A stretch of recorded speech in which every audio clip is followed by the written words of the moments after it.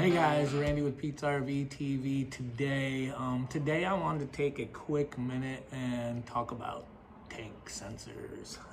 So, kind of mocked up a little black tank here, and this will be our black and our gray tanks. And again, I feel if you know how it works, you can use it better.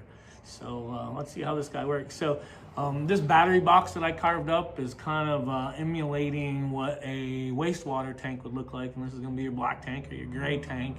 And so this is the part that you guys see. So on the outside of the tank, we see that we have got four sensors.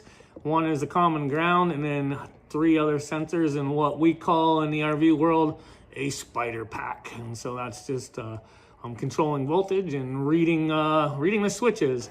And so on the flip side, the part that we don't normally see, it's going to be the inside of the tank, and this is what it looks like on the inside. So what these guys are doing on the inside here are measuring material.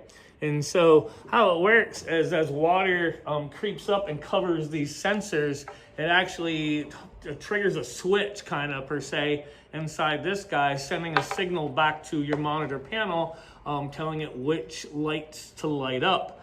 So as we get to the bottom sensors are both covered, we've completed a circuit because we're using continuity. We're using the material in the tank to allow a small control voltage to pass, again, to trigger the switches and light up our monitor panel to tell us what's in the tank. So that being said, you can see that these sensors are inside where we put some not so much fun stuff. And when we get a fault reading, it's usually our fault because of the stuff that's hung out inside the tank. And what it is, it's just allowing voltage to pass through our sensors. So if the tank is full, obviously it's going to pass from our ground sensor down here up to our top sensor, lighting up that switch per se in that spider pack and turning on the full line, right? The full light, or all the lights below it actually, as well as the full light. And so you can see if we were halfway how that would kind of work. But where I'm going with this is when we use the toilet and we put all that stuff down inside these tanks, these sensors are in the middle of that, and so they're directly affected by the material in the tank. Now, when we dump our tank, we get rid of the volume, but what's left on the sidewalls? Is there still moisture in that tank? Is there still buildup inside that tank? Is there still enough material in that tank that's wet, that's allowing our signal and our small control voltage to pass to give us false readings? Very common thing to happen on the black water side of things. So, and you know, what we put down in that toilet, when it gets on the side of the tank, again, we let out the majority of the material, but there's still going to be some that resides on the side of the tank. So I'm a huge advocate of using the sewer flush. So if you've got a sewer flush on your coach, after you've dumped that tank, gate valve open, hook up that hose to that sewer flush. What that sewer flush is designed to do is spray and clean the sidewall and clean the sensor area of your tank. So while that stuff is still, I want to say soft and easy to manage, we're hitting it with some high pressure water per se and rinsing that area, hopefully giving us an accurate reading and getting rid of all the stuff on the side of the tank. What typically happens is if you don't use that sewer flush and you just leave that away after you've dumped the tank, leave the stuff on the sidewalls without kind of rinsing it off, it's going to dry.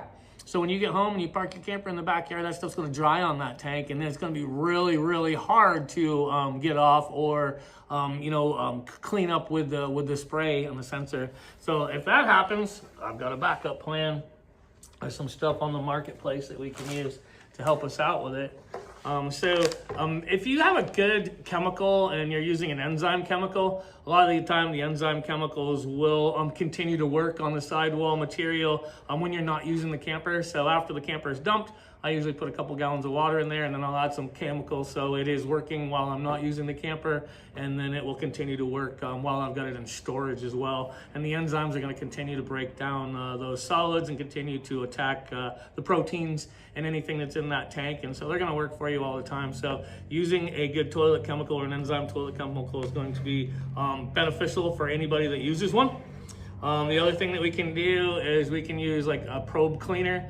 So if we have allowed the probes to give us a false reading, or we may have some stuff that have dried on the inside of that tank, fill that tank up where we can dump it typically. A lot of times we can't dump at home. We have to do this stuff at a campground.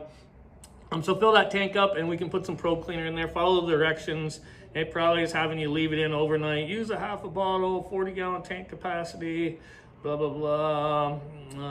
Agitate better for 24 hours. Agitate the tank for 15 minutes by driving it around if you can. So that's kind of cool. Ice does nothing. Don't put ice in your tank. That's just stupid. Ice goes in drinks.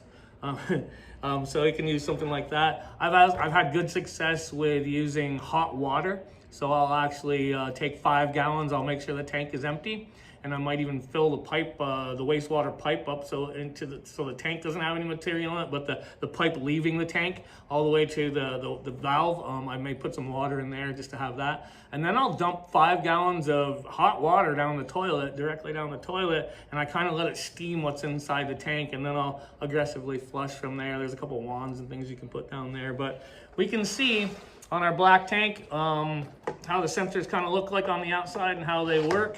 This is definitely how they work on the inside. We can see how easy it would be to get a false reading as we let things build up on the inside of our tank. And there's a couple of tried and true methods out there to get those sensors clean and reading appropriately, so we can gauge how much time we have left at our campsite before we need to dump, if you guys are out there running off grid or in a situation where you can't dump when needed. So I hope this helps by understanding how it works, and gives you kind of an idea on what the inside of your tank will look like after you start using it, and how to properly treat those probe cleaners. So thanks for watching Pete's RV TV with Randy today. I look forward to seeing you on the road, and happy camping.